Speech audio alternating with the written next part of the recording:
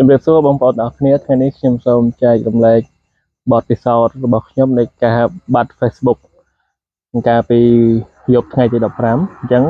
Facebook របស់ខ្ញុំឈ្មោះសិនមករាគឺត្រូវបានក្រុមហ៊ុន Meta disable ចោលកាលពីយប់ថ្ងៃទី15អញ្ចឹងសួរថាមកពីមូលហេតុអីបាទតែយើងអត់ទាន់ដឹងទាំងអស់គ្នាបាទ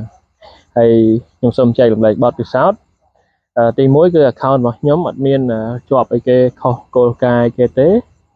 បាទហើយគោលការណ៍តាំងប្រហែលចំណុចដែល page មួយចំនួនគាត់បាន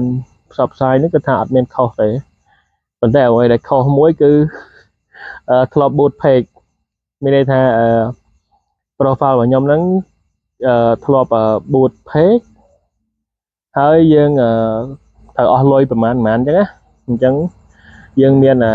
account ad manager អញ្ចឹងយើងអត់បានបង់លុយឲ្យក្រុមហ៊ុន Facebook ណាបាទអញ្ចឹងគឺខុសតែមួយចំណុចហ្នឹងឯងសម្រាប់ Facebook ខ្ញុំណាបាទអញ្ចឹងឥឡូវគឺត្រូវបានក្រុមហ៊ុន Meta បិទចោលបាត់ហើយបាទហើយយើងឃើញថាមូលហេតុជាច្រើនតែបងប្អូនទាំងអស់គ្នាប្រកាសជាបានដឹងហើយ page ផ្សេងមួយចំនួនគឺគាត់បានផុសច្រើនណាស់តើតើនឹងចំណុចហ្នឹងហើយសម្រាប់បងប្អូនដែលចង់ការពារកុំឲ្យក្រុមហ៊ុន Meta disable ចោលទី1គឺត្រូវបំពេញឈ្មោះតកូលហើយនឹងឈ្មោះយើងហ្នឹងគឺត្រូវទៅតាមអត្តសញ្ញាណប័ណ្ណរបស់យើងទី2គឺយើងបើកtwo step verification ហើយ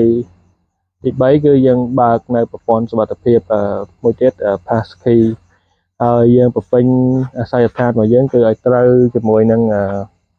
អត្តសញ្ញាណប័ណ្ណរបស់យើងហើយបន្ទាប់មកទៀតបើសិនជា account របស់បងប្អូនគ្រប់គ្រង page អញ្ចឹងយើងត្រូវដាក់ដូរ admin ឬក៏ដាក់ editor ទៅ account មួយទៀតហើយទៅអញ្ចឹងអាចពេលដែលខូច profile ខូច admin មួយអញ្ចឹងទៅគឺអាចបាត់ page ដែរបាទអញ្ចឹងសំណាងហើយ account របស់ខ្ញុំបាត់ទៅខ្ញុំមាន page follower 12k ប៉ុន្តែខ្ញុំដាក់ editor មួយដែរបាទអញ្ចឹង account របស់ខ្ញុំនៅសល់2ទៀតអញ្ចឹងខ្ញុំដាក់ editor អញ្ចឹង page ក៏នៅឯគឺថាបាត់ account ឯងបាទអញ្ចឹងសរុបមកវិញសម្រាប់បងប្អូនដែលទៅនឹងបង្កើតថ្មីបើសិនជាបង្កើតដាក់ដដែលព័ត៌មានដដែលបាទហើយខ្ញុំបានព័ត៌មានពីបងប្អូនយើងមួយចំនួនទៀតក៏ទៅនឹងបង្កើតដាក់ឈ្មោះដូចមុនបញ្ចូលថ្ងៃខែឆ្នាំកំណើតតាម ID ដូចអាមុនបានមួយថ្ងៃ disable ទៀតអញ្ចឹងអ្វីដែលយើងកំពុងតែភ័យគឺថាខ្លាចក្រុមហ៊ុន Meta disable យើង auto disable សម្រាប់ address យើងនៅកម្ពុជាអញ្ចឹងយើងអត់ទាន់ដឹងច្បាស់ហើយមិនចាំមើលទាំងអស់គ្នាប៉ុន្តែអ្វីដែលខ្ញុំបានចែករំលែកមុនហ្នឹងគឺ Facebook របស់ខ្ញុំគឺអត់មានខុសគោលការណ៍អីទេតាក់ទងជាមួយនឹងឈ្មោះដាក់ឈ្មោះឆ្នាំកំណើតអីហើយបំពេញព័ត៌មានគ្រប់ទាំងអស់ដាក់ email ដាក់អី